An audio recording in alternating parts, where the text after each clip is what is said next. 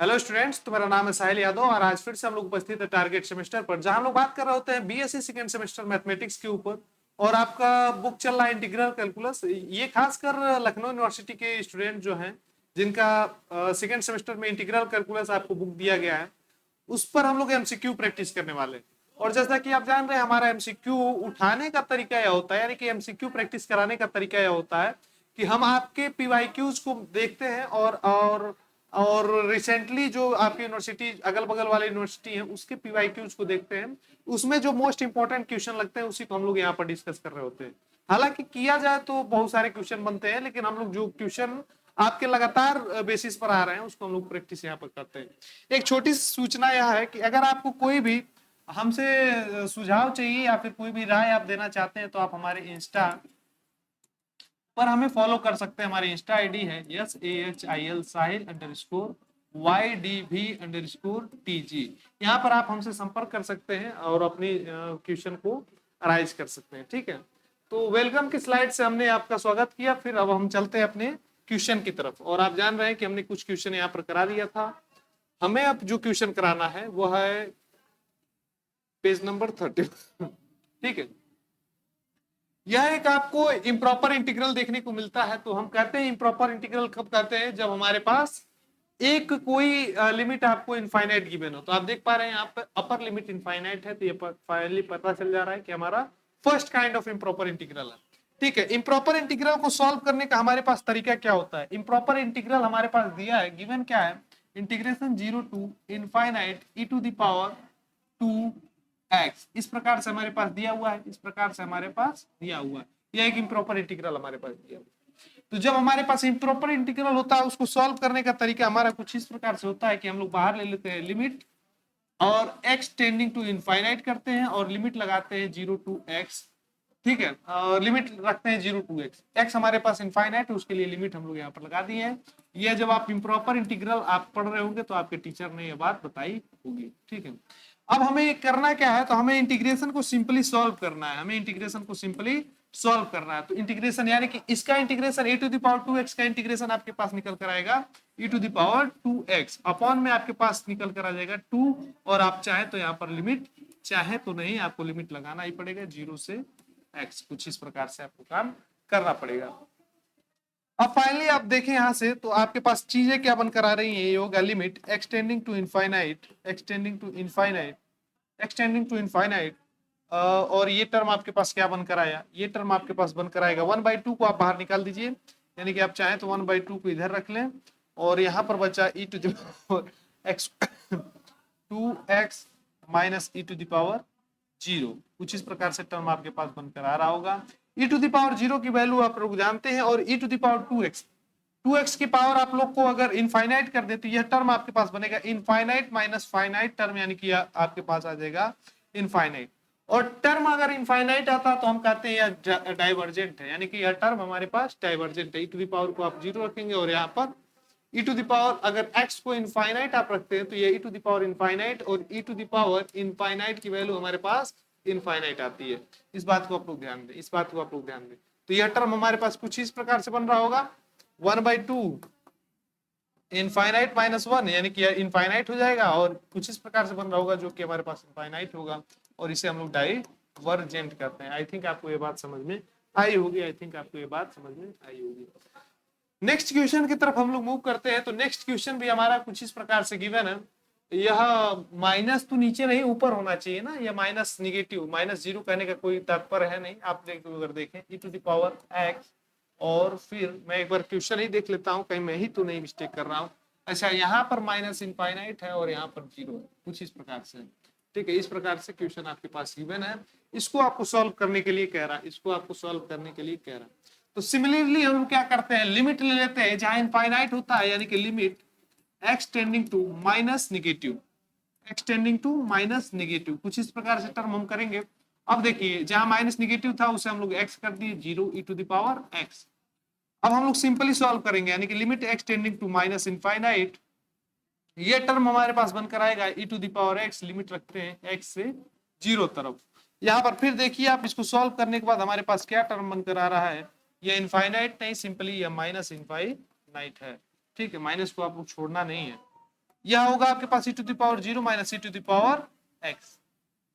ठीक है, अब आप देखिए यहां पर लिमिट जब आप पुट करेंगे तो यह हो जाएगा 1 minus e to the power minus infinite.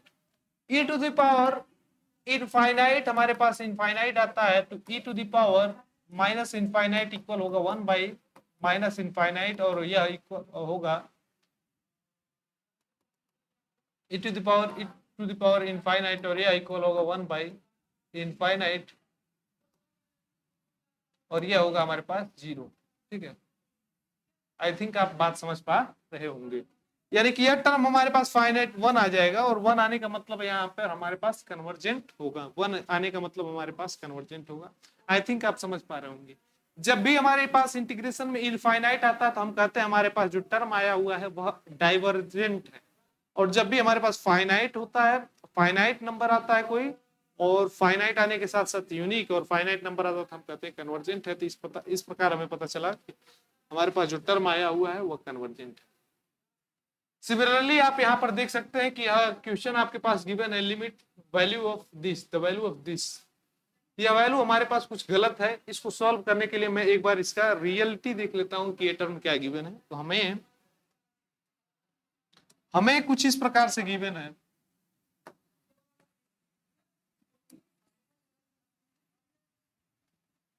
Erase करिए इसे।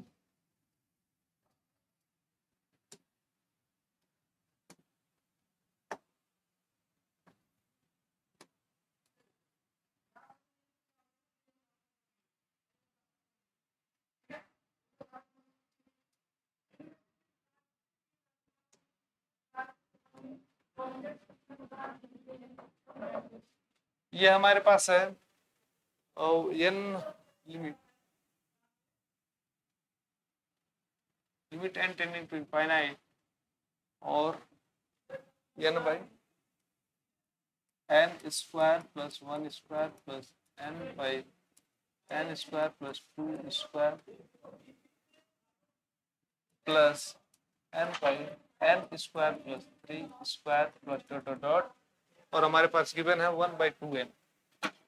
1/2n ये हमारे पास इक्वेशन गिवन है। पीपीटी में थोड़ी सी मिस्टेक हो जाती है आपके पास।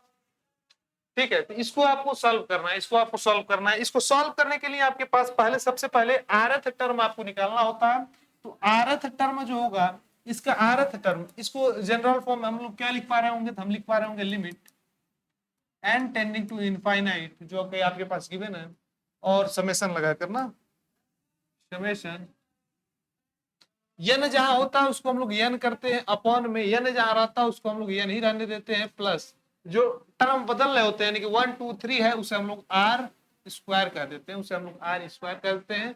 और जब हमारा आर कहां से स्टार्ट हो रहा है, आर 1 से यन तक हमारे पास स्टार्ट हो रहा है, तो हम लोग are starting from 1 to n कर देते हैं। आई थिंक आपको ये बातें समझ में आई होंगी। सबसे पहले सबसे छोटा सा इसमें कंसेप्ट होता है, वही कॉन्सेप्ट हमारे पास होता है कि इसका आरथ टर्म निकलना। तब तक मैं अपनी विंडो को बंद कर देता हूं क्योंकि यहाँ पर दूसरे टीचर पढ़ा रहे हैं और इसका आवाज हमारे पास लगातार आ रहा है। ठीक है, अब हो सकता है आपके पास नॉइज थोड़ा कम हो जाए। तो हम लोग इस सीरीज को इस प्रकार से कुछ आरथ टर्म के रूप में हमने लिख लिया है।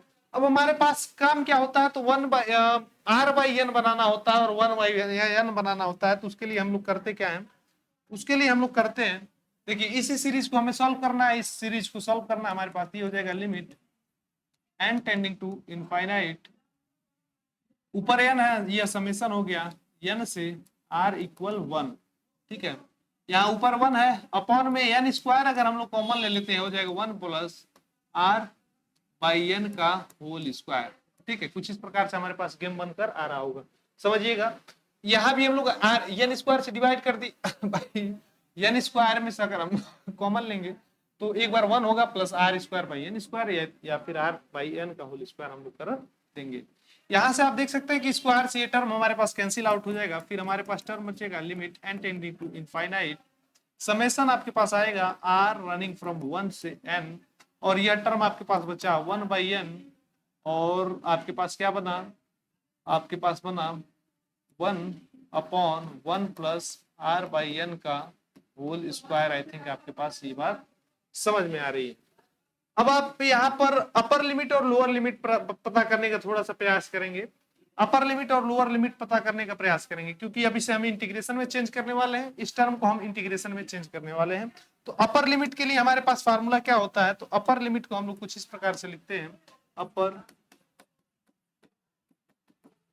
Limit lower limit. Upper limit को हम लोग लिखते हैं जहां से स्टार्ट सॉरी लोअर लिमिट को हम लोग लिखते हैं जहां से स्टार्ट होता है, तो लिमिट यहां पर लगाएंगे, limit n tending to infinite 1 से स्टार्ट हो रहा है और कहां तक जा रहा है n, ठीक है, यानी कि यह टर्म हमारे पास इनफाइनाइट, वो यह टर्म हमारे पास 0 बनकर चली आई, लोअर लिमिट हमारे पास 0 निकल कर आएगी। अपर लिमिट के लिए जहां पर इंड हो रहा है, यानी कि समेशन जहां पर n अपॉन लिमिट लगा देंगे ना, limit n tending to infinite n by n यानी कि 1 आएगा। अपर लिमिट हमारे पास 1 आ गया। हमें थोड़ा सा सब्स्टिट्यूशन इसमें करना पड़ता है, थोड़ा सा मैनिपुलेशन हमें करना पड़ता है, और वह होता है कुछ इस प्रकार से। कैसे होता है हमारे पास, तो हमें समेशन लिमिट समेशन को इंटीग्रेशन में चेंज करना होता है, 1 बाई n को dx में चेंज करना होता है, और r बाई n को x में चेंज करना होता है, r बाई n को हमें x में चेंज करना होता है। इस पर एक क्वेश्चन मैं आपको और करा दूंगा, तो ताकि चीजें आपके पास और क्लियर आउट हो सके, ठीक है। आइए हम लोग चेंज करके लिखने का प्रयास करते हैं। तो लिमिट समेशन को इंटीग्रेशन में हमने चेंज कर दिया कुछ इस प्रकार से। लोअर लिमिट हमारे पास 0 आया हुआ है, अपर लिमिट हमारे पास 1 आया हुआ है, यहां से आप देख सकते हैं। और ये टर्म 1 बाई n को हम लोग यहाँ पर dx लिखते हैं, dx लिख दें। फिर आपके पास टर्म क्या बना, तो आपके पास टर्म बनकर आएगा 1 अपॉन 1 प्लस एक्स स्क्वायर, कुछ इस प्रकार से हमारे पास टर्म बनकर आ रहा होगा। आप लोग जब इस इंटीग्रेशन को देखते हैं तो यह इंटीग्रेशन होता है आपके पास, दिस इंप्लाइज कि tan इनवर्स x लिमिट आपके पास 0 से 1 होगा, tan इनवर्स x लिमिट आपके पास 0 से 1 होगा, tan 0 0 हो जाएगा, और tan इनवर्स 1 आपके पास, यानी कि दिस इंप्लाइज पाई बाई 4, ये आपके पास पाई बाई 4 बनकर आ जाएगा। तो आपके पास ऑप्शन जो होगा वो पाई बाई 4 या फिर option A exactly right answer होगा। एक बार और हम लोग थोड़ा सा समझ लेते हैं। हमारे पास एक सीरीज गिवन है, इसको हम लोग rth टर्म के रूप में लिख लेते हैं, जहां जहां हमारे पास n होता हो तो n ही रह जाता है, और जो टर्म आपके पास बदलता हुआ दिखता है 1 स्क्वायर 2 स्क्वायर 3 स्क्वायर, इसको हम लोग r स्क्वायर करके यहाँ पर लिख देते हैं, ठीक है। हमें जरूरत क्या क्या है, तो हमें एक बार लिमिट समेशन की जरूरत है, जो कि हमारे पास यहाँ पर आप देख पा रहे होंगे। फिर आपको जरूरत होगी 1 बाई n को, जिसे हम लोग अक्सर dx बना रहे होते हैं, dx बना रहे होते हैं, तो dx बना रहे होते हैं, ठीक है। तो 1 बाई n की जरूरत होती है, तो आपको नीचे से n स्क्वायर कॉमन करें, ऊपर से एक n कट जाएगा और आपके पास 1 बाई n बनेगा, और r बाई n भी आपको मिल जा रहा है, जो कि x बन रहा होगा। इस प्रकार के टर्म को आपको बनाना होता है, और लास्ट में आपको लिमिट समेशन को इंटीग्रेशन से 1 बाई n को dx और r बाई n को x से रिप्लेस करना होता है। आपके पास इंटीग्रेशन कुछ इस प्रकार से आएगा, और इंटीग्रेशन की वैल्यू आपके पास निकल कर आ गई पाई बाई 4, तो आपके पास इस लिमिट की वैल्यू आ गई पाई बाई 4। एक क्वेश्चन और प्रैक्टिस करते हैं हम लोग तब तक।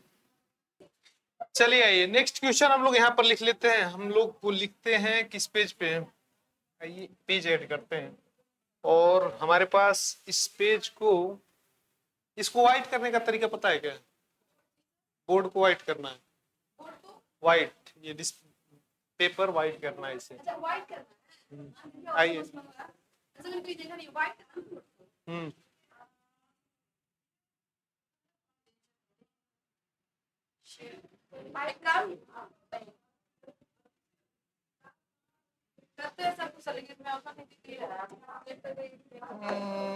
एक फिल करने वाला होता है ना, कुछ शेप लेते हैं, हाँ शेप, ये फिल कैसे होगा, ये तो मान लीजिए शेप हो गया, इसको फिल करने की तरीका हमारे पास व्हाइट, इसके अंदर फिल होना है ना, शेप में ही होगा कुछ,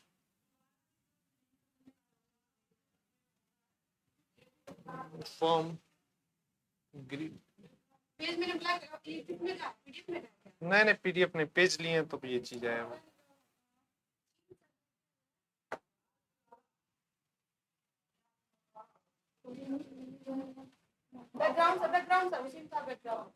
थीम बैकग्राउंड है, हो गया भाई। सही है। अब आई थिंक आपको थोड़ा और क्लियर हो रहा होगा।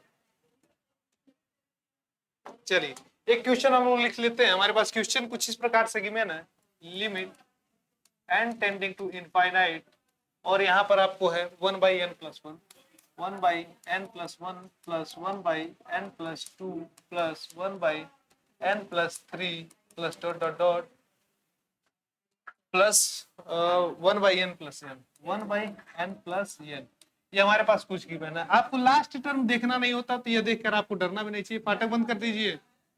हेलो, हाँ सर, फाटक बंद कर, फाटक बंद कर दीजिए। तो आइए, ये हमारे पास इसको सॉल्व करना है और इसका लिमिट बताना है हमारे पास क्या आ रहा होगा। तो हम लोग यहाँ पर देखते हैं। सबसे पहले मैं पूरा फार्मूला ही लिख दूं क्या? पूरा फार्मूला हम लोग अगर लिखें तो यहाँ पर देखिए, limit n tending to infinite और summation r starting from pi n से साई n, f r/n जो होता है उसको हम लोग को कन्वर्ट करना होता है a से b f x dx में। कुछ इस प्रकार से हमें कन्वर्ट करना होता है। तो यहाँ पर आपको चाहिए क्या होगा, इसका rth टर्म आपको r/n के फॉर्म में देखना होता है। तो आप आइए इसे कन्वर्ट कीजिए। आप जब इस टर्म को कन्वर्ट करेंगे तो यह हो जाएगा हमारे पास limit n tending to infinite, और फिर यहाँ पर हमने आपको बताया था जहां 1 है उसको तो 1 ही रहने देंगे। rth टर्म हम लोग लिख रहे हैं तो rth टर्म जो जहां n है उसको n रखेंगे, प्लस जो वह बदल रहा है 1 2 3 बदल रहा है इसे हम लोग r कर देंगे। इस प्रकार से हम लोग बनाते हैं rth टर्म। तो हमारे पास rth टर्म कुछ इस प्रकार से बनकर आ चुका है। हमें चाहिए क्या क्या होता है, तो r/n के फॉर्मेट में बनाना होगा क्योंकि आगे चलकर यही हमारा x बन रहा होता है। तो हम लोग को यहाँ पर n कॉमन लेना चाहिए। n कॉमन लेने से हमारे पास क्या आएगा, तो आइए देखते हैं।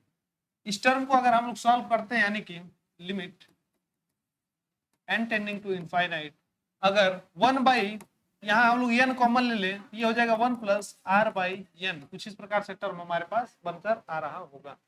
अब हमारे पास टर्म जो बन चाहिए हमें बन चुका है। अब हमें लिमिट लेना चाहिए, अपर लिमिट और लोअर लिमिट फाइंड करना चाहिए।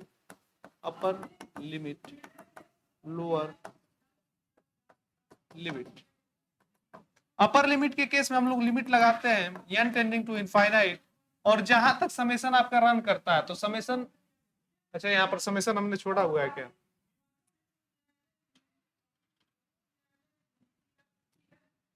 लिमिट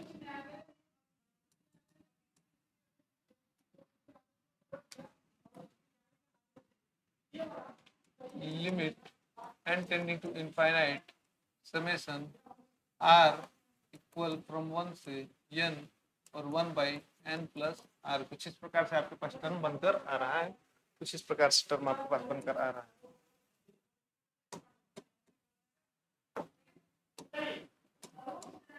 ये हो जाएगा आपके पास समेशन r रनिंग फ्रॉम 1 से n और limit n tending to infinite.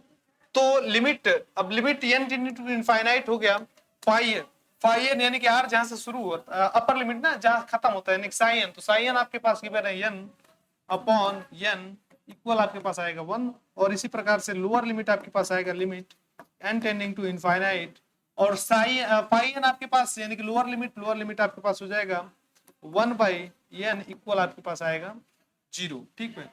तो अब हमारे पास कन्वर्ट करने के लिए कुछ इस प्रकार से हमारे पास टर्म बनकर आ चुका है।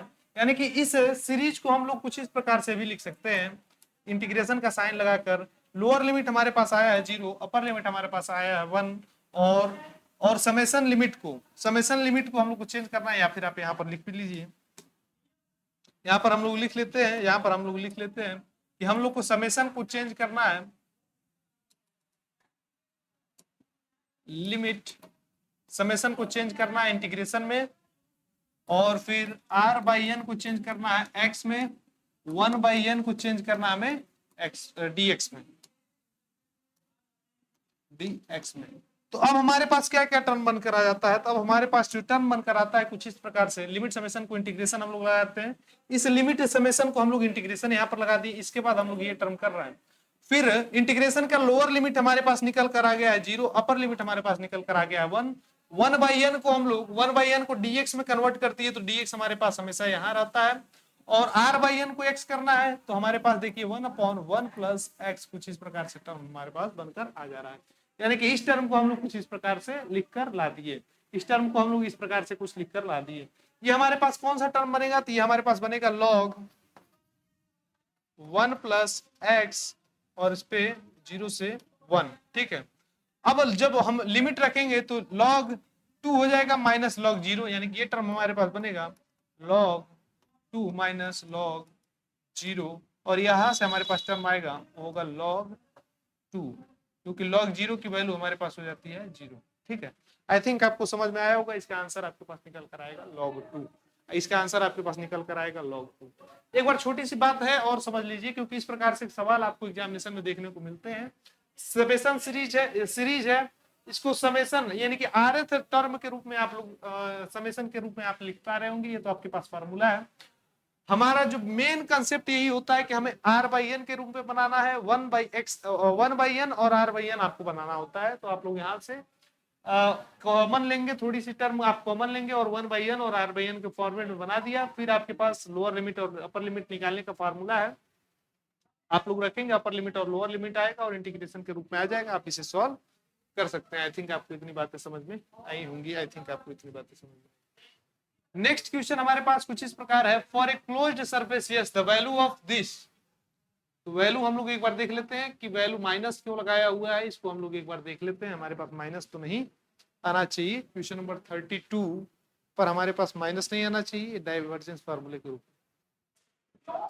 आइए, हमारे पास ये टर्म कुछ इस प्रकार से लिखा हुआ है कि यह आर वेक्टर बनाया है। ठीक है, और यस नहीं, निगेटिव नहीं है। ठीक है, निगेटिव नहीं, आई थिंक आप समझ पा रहे होंगे। तो इसको सॉल्व करने का हमारा डाइवर्जेंस थ्योरम जो आपके पढ़े, डाइवर्जेंस थ्योरम आपने क्या पढ़ा हुआ है, डाइवर्जेंस थ्योरम आपने कुछ इस प्रकार से डाइवर्जेंस थ्योरम आपने क्या पढ़ा हुआ है, तो डाइवर्जेंस थ्योरम आपने पढ़ा हुआ है कि डबल इंटीग्रेशन यस और F dot N cap, F vector dot N cap DS जो होता है ट्रिपल इंटीग्रेशन भी del dot F D D. कुछ इस प्रकार से आपने डाइवर्जेंस थ्योरम पढ़ा है। थोड़ा कलर को हम लोग कर लेते हैं चेंज, ताकि आपको लगे कि हाँ कोई बात हुई है, यहाँ पर कोई बात हमारे पास यहाँ पर हुई है। चलिए, डाइवर्जेंस थ्योरम आपने क्या पढ़ा हुआ डाइवर्जेंस थ्योरम में कि एफ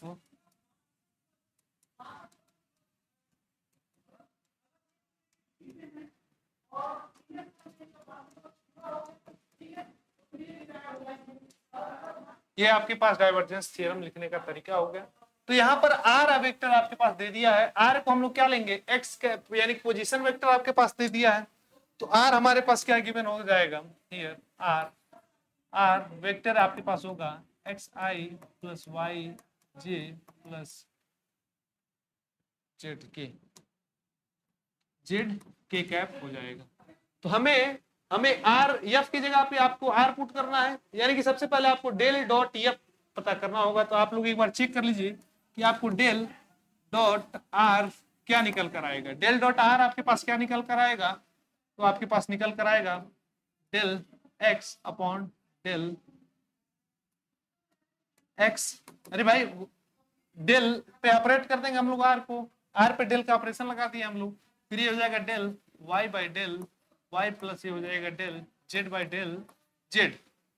इतनी बात आई थिंक आप समझ पा रहे हैं। इस पर डाइवर्जेंस हमने लगा दिया, सॉरी इस पर हम लोग डेल्टा ऑपरेट किया है, तो आपके पास कुछ इस प्रकार से टर्म बनकर आ जाएगा। ये होगा आपके पास 1 + 1 यानी कि यह हो जाएगा आपके पास 3। तो जब भी आप इस फार्मूले में आप पुट कर रहे होंगे, तो इस फार्मूले में जब आप पुट कर रहे होंगे तो आपके पास जो टर्म बनकर आएगा कुछ इस प्रकार से निकल कर आ जाएगा v और 3dv। ठीक है, इस प्रकार से आपके पास टर्म निकल कर आएगा और इसका इंटीग्रेशन आपके पास निकल कर आएगा 3b। आई थिंक आपको ये कलर दिख रहा होगा, आई थिंक आपको ये कलर दिख रहा होगा। इस प्रकार से आपके पास ऑप्शन सी जो होगा एग्जैक्टली राइट आंसर हो रहा होगा, ऑप्शन सी जो होगा आपके पास एग्जैक्टली राइट आंसर हो रहा होगा। ध्यान देने वाली बात यह है कि आपको डाइवर्जेंस थ्योरम नोट होना चाहिए, डाइवर्जेंस थ्योरम नोट होना चाहिए। और आर की जो वैल्यू है वो है यहाँ पर आपके पास पोजीशन वेक्टर दिया हुआ था ना, तो आपको ये चीजें भी ध्यान होनी चाहिए। चलिए यहाँ पर आपके पास क्वेश्चन है, if v is a volume enclosed by curve closed surface S and F आपके पास दे दिया है, then the value of this. तो आपको फिर से यहाँ पर डाइवर्जेंस थ्योरम लगाना है। तो डाइवर्जेंस थ्योरम जब लगाना है तो उसकी फार्मूला को भी आप लोग एक बार यहाँ पर देख लें। फार्मूला आपके पास क्या होता है, तो डबल इंटीग्रेशन सरफेस का एफ वेक्टर और एन कैप डी एस जो होता है triple integration volume del dot F ना, डेल डॉट एफ, ठीक है, डीवी। ये आपके पास डाइवर्जेंस थ्योरम बनकर आ गया। एफ की वैल्यू आपके पास क्या गिवन है, तो एफ की वैल्यू आपके पास गिवन है, एफ की वैल्यू आपके पास गिवन है, एफ इक्वल आपके पास गिवन है एक्स आई प्लस 2yz जे प्लस 3z और ये हो जाएगा आपके पास के कैप, ठीक है। तो आप लोग डेल ऑपरेट जब आप करेंगे तो आपके पास टर्म क्या बनकर आएगा, तो जब आप इस पे यानी कि हमें यह टर्म पहले ला दें उसके बाद डीवी लगाकर इंटीग्रेशन कर देंगे, यानी कि डेल डॉट एफ आप ला दें और इंटीग्रेशन लाके कन्वर्ट कर देंगे, आप समझ रहे होंगे। तो आइए डेल डॉट एफ हम फाइंड करने का प्रयास करते हैं। तो हमारे पास डेल डॉट एफ वेक्टर आपके पास क्या आएगा, ये आएगा आपके पास del x by del x plus आपके पास क्या आएगा del 2yz upon del y plus आपके पास आएगा del 3z upon del z। I think आपको बातें क्लियर हो रही होंगी। ये टर्म होगा आपके पास 1 प्लस y के रिस्पेक्ट में करेंगे आप लोग डेरिवेशन, यानी कि हो जाएगा आपके पास 2z प्लस ये आपके पास क्या निकल कर आएगा 3। आई थिंक मैं सही हूं। और इस टर्म को आप लोग लिख पा रहे होंगे 4 plus 2z, 4 plus 2z 2z, ये हो जाएगा आपके पास del dot F. I think मैं सही हूं, आई थिंक मैं सही हूं। आई हम लोग अब क्या करते हैं, फॉर्मूले में सिंपली रख देते हैं। तो फॉर्मूला हमारे पास गिवन था पिंक कलर में, तो इसको हम लोग लिखेंगे दिस टर्म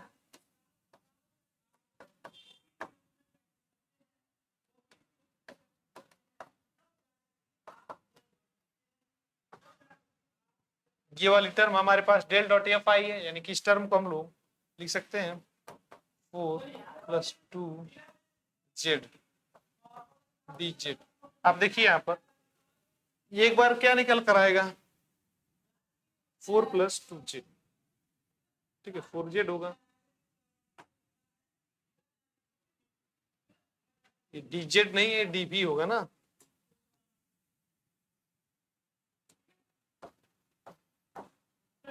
एक बार आपके पास 4 भी निकल कर आ जाएगा और z के रिस्पेक्ट में तो है नहीं, तो ये 2 भी निकल कर आ जाएगा। 4 भी प्लस 2 भी आप यहाँ से डायरेक्ट 6 भी कर सकते हैं।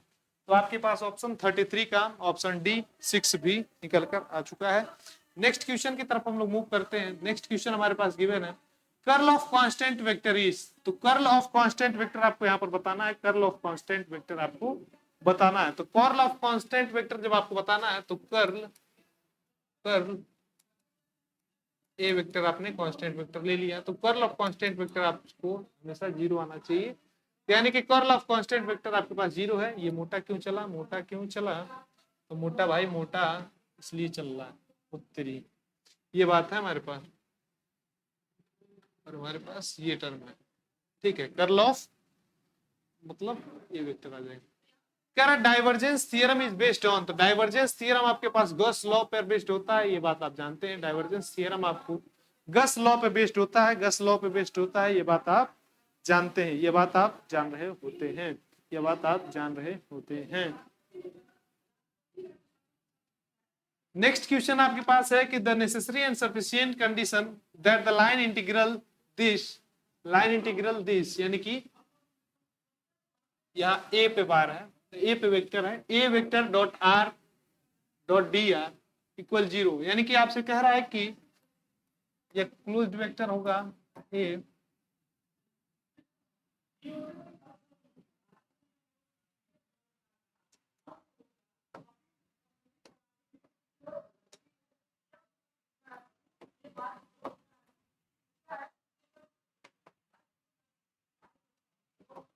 ये आपके पास 0 होता है, इसके लिए नेसेसरी एंड सफिशिएंट कंडीशन होना चाहिए कि कर्ल आपके पास होगा, कर्ल जो होगा वह कर्ल ए जो होगा वह 0 होगा, यानी कि कर्ल ए की वैल्यू आपके पास 0 आनी चाहिए। Necessary and sufficient condition for line integral this, तो कर्ल ए आपके पास 0 आना चाहिए क्योंकि इस टर्म को आपको 0 लाना है, ठीक।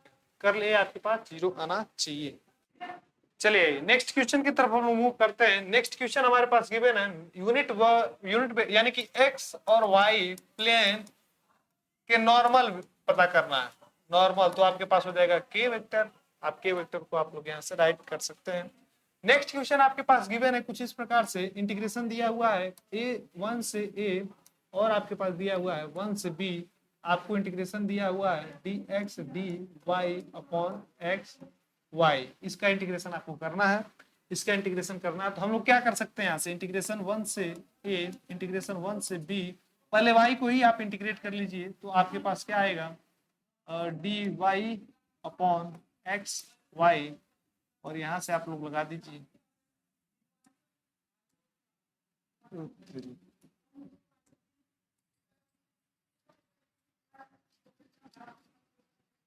आइए इसको सॉल्व करते हैं हम लोग। सॉल्व करने की दृष्टि में 0 से 1 से ए है ना, 1 से ए और इंटीग्रेशन 1 से B D X D Y है अपॉन में एक्स वाई है, इसको सॉल्व करना है। तो आप इंटीग्रेशन रखिए 1 से ए और फिर ब्रैकेट लगाइए, आप लोग इंटीग्रेशन लिखिए 1 से बी और D Y upon X Y integration 1 D X, कुछ इस प्रकार से हम लोग कर रहे होंगे। इससे हमने वाई का लिमिट लेकर करने का प्रयास किया है। आइए सॉल्व करते हैं हम लोग। ये हो जाएगा 1 से ए और ये टर्म हमारे पास क्या निकल कर आएगा 1/x, तो आपके पास यहाँ पर कंस्टेंट होगा, ठीक है, और 1/y यानी कि log y, ये हो जाएगा आपके पास log y, और log y पर आपको लगाना होगा लिमिट जो कि होगा 1 से b तक, और ये हो जाएगा आपके पास dx। आप log लिमिट लगाते हैं हो जाएगा 1 से a और अपॉन में 1/x, ये हो जाएगा आपके पास log b माइनस log 1 जो कि आपके पास 0 निकल कर आ जाएगा, ये आपके पास log b बचा। आप कह सकते हैं यहाँ x और log b बचेगा क्योंकि log 1 आपके पास माइनस log 1 यानी कि माइनस 0 आ जाएगा, या dx आपके पास बचा। अब log b चूंकि कांस्टेंट है तो आप यहां से बाहर निकाल सकते हैं, log b इंटीग्रेशन 1 से a है, आपके पास बचा क्या 1/x dx, ठीक है, इस प्रकार से बचा। अब देखिए log b आपका बाहर है तो log b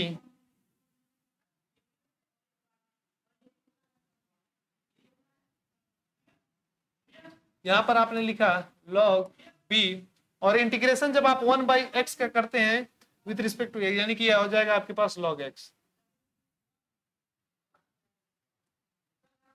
ये हो जाएगा आपके पास log x, और इसका लिमिट आपके पास आएगा 1 से a तक, इसका लिमिट आएगा 1 से a तक। इसको सॉल्व करते हैं हो जाएगा log b, लिमिट रखते हैं तो ये हो जाएगा log a माइनस log 1, फिर आपके पास log 1 आपके पास 0 निकल कर आ जाएगा, ये हो जाएगा log b ब्रैकेट के अंदर log a माइनस 0, यहाँ समाप्त कर सकते हैं log b log a, तो आपके पास ऑप्शन निकल कर आ जाएगा log a dot log b, आपके पास 38 का option number B exactly right answer है। नेक्स्ट क्वेश्चन की तरफ हम मूव करते हैं। तो नेक्स्ट क्वेश्चन हमारे पास कुछ इस प्रकार से गिवन है, इस क्वेश्चन को एक बार देख लेते हैं हम क्या हमारे पास ये क्वेश्चन सही है कि नहीं है। बिल्कुल एकदम आपके पास ये क्वेश्चन सही है। सॉल्व करने की दृष्टि में हम लोग चलते हैं तो ये हो जाएगा 1 से 2 और फिर आपके पास 0 से y/2 लिमिट होगा, और यहाँ पर दिया हुआ है dy और dx। तो इस केस में आपको देखना होगा ये लिमिट किसका है, क्योंकि यहाँ y का टर्म दे दिया है, y का टर्म देने से यह पता चलता है कि यह लिमिट x का है, यह लिमिट x का है, यानी कि यह लिमिट आपके पास x का है। आप यहाँ पर लिख सकते हैं यह x इक्वल टू दिस है, x इक्वल टू दिस है, और y इक्वल दिस है, और y इक्वल दिस है, जिसमें y का टर्म है यानी कि वह x का लिमिट होगा। इसको थोड़ा सा अरेंज करके लिखते हैं, यह हो जाएगा 1 से 2 और लिमिट लगाते हैं 0 से y/2, यहाँ पर ब्रैकेट ले लीजिए,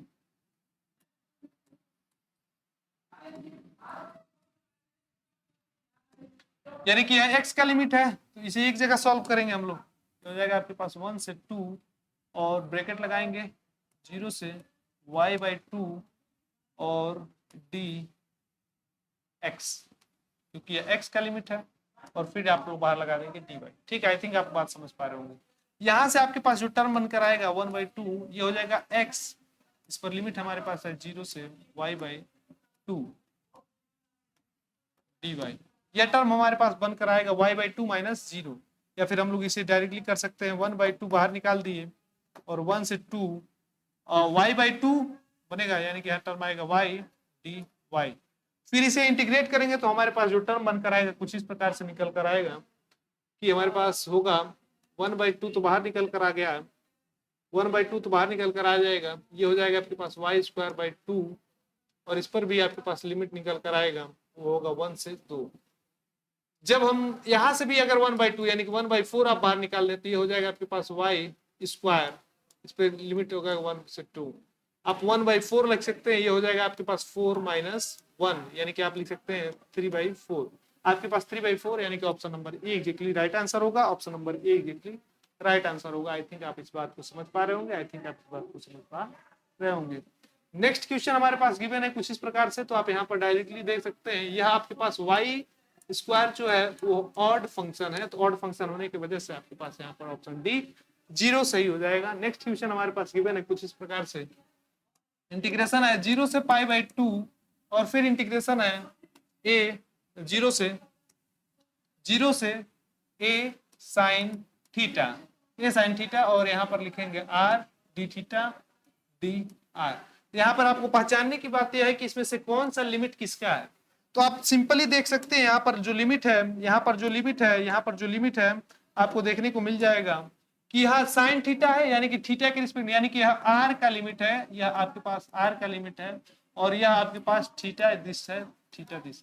ठीक है, जहां साइन थीटा है यानी कि वह आर का लिमिट है, थीटा है अगर तो आपके पास आर का लिमिट है, अगर आपके पास थीटा होता है तो वह एक आर का लिमिट होता है, आपके पास जब थीटा होता है तो वह आर का लिमिट होता है। इसको अब हम सॉल्व कर रहे होंगे। आइए इसको सॉल्व करने की दृष्टि में हमारे पास होगा 0 से π/2 और ब्रैकेट लगाएंगे, इसको सॉल्व करेंगे 0 से a sin थीटा, और यह होगा r और डी आर लगाएंगे डी थीटा। कुछ इस प्रकार से हम लोग काम कर रहे होंगे। इसको सॉल्व करते हैं, हमारे पास होगा 0 से π/2, यह टर्म हमारे पास निकल कर आएगा r²/2। ठीक है, ये हमारे पास निकल कर आएगा r²/2, यानी कि 1/2, और यहाँ पर लिखें r², और लिमिट लगा दीजिए आप 0 से a sin थीटा। ठीक है, और d थीटा। कुछ इस प्रकार से आप काम कीजिए। यहाँ पर टर्म होगा 0 से π/2, और 1/2 को आप फिर से यहाँ से बाहर निकाल दीजिए, r², यानी कि आपके पास टर्म निकल कर आएगा a² sin² थीटा -0, तो -0 को हटाई दीजिए, आप इसे d थीटा कर दीजिए। आई थिंक आपको ये बातें और भी ज्यादा समझ में आ रही होंगी, आई थिंक आपको ये बातें और भी ज्यादा समझ में आ रही होंगी। आइए नेक्स्ट क्वेश्चन की तरफ हम लोग बढ़ते हैं, नेक्स्ट क्वेश्चन नहीं नेक्स्ट स्टेप की तरफ। अब आप जान रहे हैं कि a² भी बाहर निकल जाएगा, यानी कि यह टर्म आएगा 1/, यह टर्म हमारे पास आएगा 1/,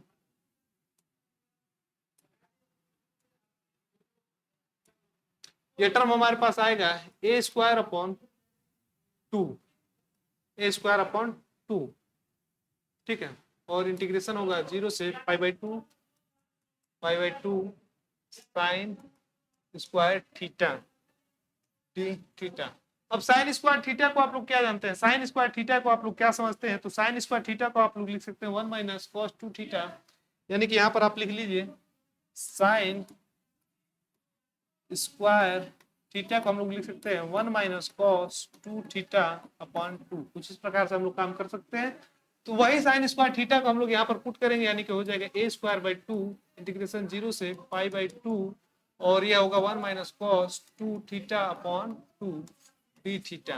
ठीक है, इस प्रकार से टर्म हमारे पास बनकर आया। इसको हम लोग क्या लिख सकते हैं, इसको हम लोग लिख सकते हैं a²/2 अंडर रूट इंटीग्रेशन 0 से π/2, और यह एक बार आएगा 1/2 डी थीटा माइनस इंटीग्रेशन 0 से π/2 cos थीटा cos, या फिर 1/2 आप यहां से कॉमन ले सकते थे ना,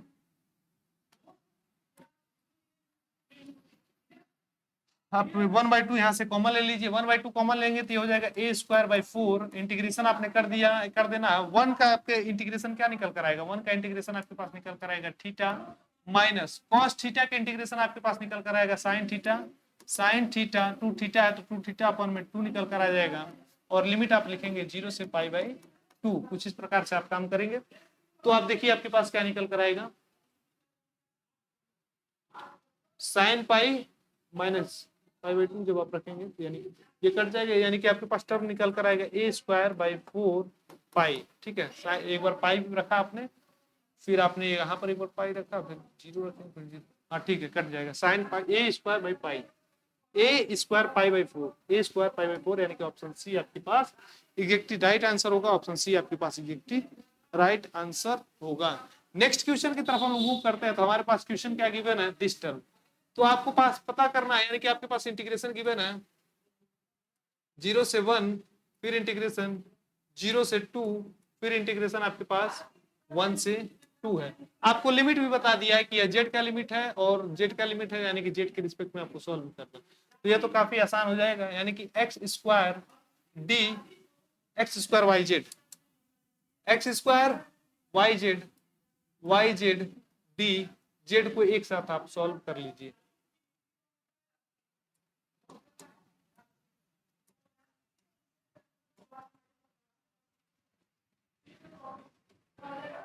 कलर को हम थोड़ा सा डील कर लेते हैं, यानी कि आपके पास गिवन है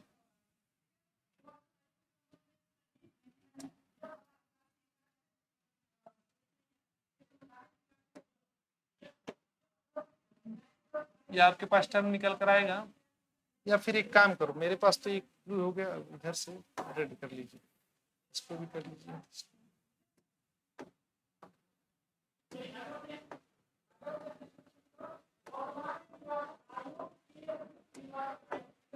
ठीक, आई हम लोग के पास 0 से 1, 0 से 2, और यहाँ पर हम लोग लगा देते हैं इंटीग्रेशन 1 से 2 x² y z d z, और फिर बाहर लगाएंगे dy dx। कहने का तात्पर्य है कि हमें कोई लिमिट पता था कि यह z का लिमिट है, तो इसको हम लोग पहले z के रिस्पेक्ट में सॉल्व करेंगे। आइए जब सॉल्व करते हैं हम लोग, तो सबसे पहले 0 से 1 और 0 से 2 हमारे पास आ गए बाहर। इसका इंटीग्रेशन आप सॉल्व करें, y और z आपके पास कांस्टेंट, यानी कि इसको y z आपने लिख दिया, x z नहीं ना, x और z, यानी कि हो जाएगा x² y, और z का इंटीग्रेशन आपके पास क्या होगा, z²/2 आप लोग इधर लिख दीजिए। ठीक है, और हमारे z² पर आप लिमिट लगाएंगे कितना, तो z² पर आप लिमिट लगाएंगे 1 से 2, और आपके पास आएगा dy dx कुछ इस प्रकार से। फिर इसको सॉल्व कीजिए 0 से 1, 0 से 2, और यह टर्म हमारे पास निकल कर आएगा x² y/2, और ये हमारे पास आएगा 4 - 2, यानी कि 3 हमारे पास बनकर आ जाएगा 3। ठीक है, ये हमारे पास क्या बनकर आया है,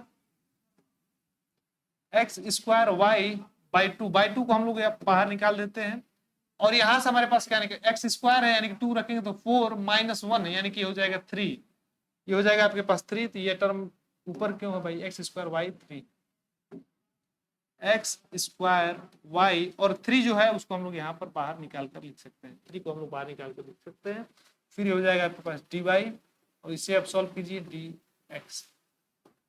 अब इतने टर्म को आप सॉल्व कीजिए। ठीक है, ये हो जाएगा आपके पास 3/2 इंटीग्रेशन 0 से 1, और फिर जब आप इसे सॉल्व करेंगे तो ये हमारे पास y के रिस्पेक्ट में टॉल होगा, यानी कि ये हो जाएगा x² y का होगा y²/2, y², और यहाँ पर 2, क्योंकि अभी देखिए अब मैं क्यों कर रहा हूँ, यह हमारे पास लिमिट लगा देंगे 0 से 2, और आपके पास ये हो जाएगा dx। आई थिंक आप बात समझ पा रहे होंगे। इस 2 को हम लोग फिर से बाहर निकाल देते, ये हो जाएगा 3/6, 3/4, और इंटीग्रेशन 0 से 1, यहाँ पर आपके पास बचा क्या, तो बचा आपके पास x², या फिर आप x² x² बचा, यह हो गया 2 × 4 - 1, 4 माइनस 0 यानी कि हाँ तो 4 ही आपके पास आएगा ना बन के। तो 4 को आप लोग यहाँ पर बाहर निकाल दीजिए फिर से, एक्स स्क्वायर आपके पास बचा है और 0 तो खत्म, ठीक है। एक्स स्क्वायर आपके पास डी एक्स बनकर आ जाएगा। इस 4 से इस 4 को आपने कैंसिल आउट कर दिया तो आपके पास बना टर्म क्या, आपके पास टर्म बनकर आ रहा है कुछ इस प्रकार से 3 इंटीग्रेशन 0 से 1 एक्स स्क्वायर डी एक्स, यानी कि हो जाएगा एक्स क्यूब अपॉन 3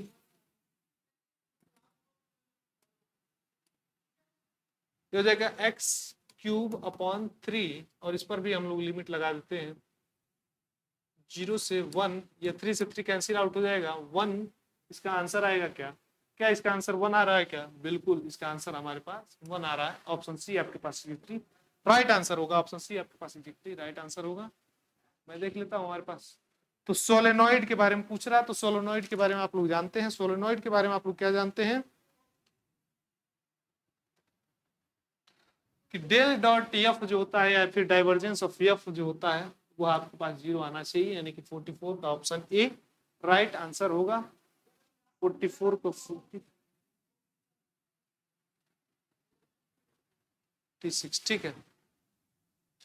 तो आई थिंक आपने इतनी बातें समझी, आई थिंक आपने इतनी बातें समझी। अब हम लोग यहाँ पर क्लास को एंड करते हैं, अब हम लोग क्लास को एंड करते हैं और यहाँ पर स्लाइड थैंक यू का लगाते हैं, ठीक है।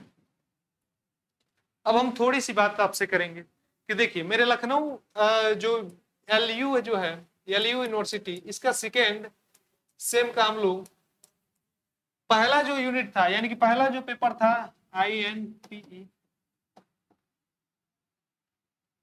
इंटीग्रल कैलकुलस, इंटीग्रल कैलकुलस पर हमने अभी 3 वीडियोस बना दी है, ठीक है। इंटीग्रल कैलकुलस पर हमने 3 वीडियोस बना दी है। तो अगर आपको इससे भी और आपका पेपर कब है तो 21 मई 2025 को इसका पेपर है, 21 मई 2025। और आज डेट क्या है तो आज डेट है आपके पास 19, ठीक है। टुडे 19 मई 2025, ठीक है। 19 मई 2025 है। तो आपके पास समय कितना है, कल 20 और परसों तो आपकी एग्जामिनेशन है। तो अगर आपको इसका लाइव क्लास चाहिए या फिर इंटीग्रल कैलकुलस का आपको लाइव क्लास डिस्कस करना है तो आप लोग कमेंट करेंगे, कमेंट में बताएंगे हमें कि हमें लाइव क्लास लेना है। और अगर आप इच्छा जाहिर करते हैं तो हम लोग कल यानी कि 20 मई को आपको लाइव क्लास दे रहे होंगे इंटीग्रल कैलकुलस पर, मैराथन क्लास आपको प्रोवाइड करा रहे होंगे। अगर आपकी कमेंट नहीं आई तो फिर समझ लीजिएगा क्लास नहीं मिल पाएंगी आपको, क्योंकि हमारे पास सिस्टम होता है और सिस्टम पूरा एनालिसिस करता है कि कौन सी क्लास का डिमांड यूट्यूब पर है, किस क्लास की डिमांड थोड़ी कम है। तो आप लोग को वहां पर हमें प्रयास करके इंटीग्रल कैलकुलस पर आप कमेंट कीजिएगा कि सर और वीडियो चाहिए, तो अभी आपको और वीडियो मिल पाएगा मैराथन के रूप में और फिर या फिर रिकॉर्डेड वीडियो के रूप में। साथ ही अगर हम बात करें तो आपका एक बुक है ज्योमेट्री के ऊपर, ज्योमेट्री पर हमने एक वीडियो बनाया है अभी, और इसका एग्जाम जो है, एग्जाम आपको 23 मई को है, मई, और आज आपका डेट है टुडे 19 मई, 19 में है और 23 मई को एग्जाम है। तो इसके लिए थोड़ा सा समय है, इस पर हमने एक वीडियो बनाया है और 2 वीडियो और प्रयास करेंगे बनाने का। अगर आपका कमेंट आता है तो मैराथन क्लासेस या फिर लाइव क्लासेस ज्योमेट्री का भी आपको कराया जाएगा, लेकिन अभी तो फिलहाल फोकस कीजिए आप इंटीग्रल कैलकुलस पर, जिसका आपके पास एग्जामिनेशन आ चुका है। और अगर आपको हमसे जुड़ना होगा तो हमारा इंस्टा आईडी आप लोग यहाँ पर ले सकते हैं। सर ब्लू से इंस्टा आईडी मत लिखो अपना, ठीक है। हमारा इंस्टा आईडी आप लिख सकते हैं कि Sahil_YDB_TG। यहाँ पर भी आप अगर हमसे संपर्क करेंगे तो थोड़े से टॉपिक जो है आपको बुक का PDF वगैरह आपको मिल जाएगा, आप लोग उसे सॉल्व कर लीजिएगा। लेकिन आपको साहिल यादव TG YDB TG पर आपको आकर हमें से संपर्क करना पड़ेगा, वहां पर आपको फॉलो करना पड़ेगा, तभी आप हमसे जुड़ पा रहे होंगे, ठीक है। तो इतनी बातों को हम लोग इतनी बातों के साथ अब एंड करते हैं क्लास, और आई होप कि आपकी एग्जामिनेशन बेहतर चल रही होगी और भी अच्छा उस पर आप लोग फोकस कर रहे होंगे। याद दीजिएगा आपका इंस्टा आईडी हमारे पास, वहां पर आप लोग आकर हमसे जुड़ सकते हैं। Thank you.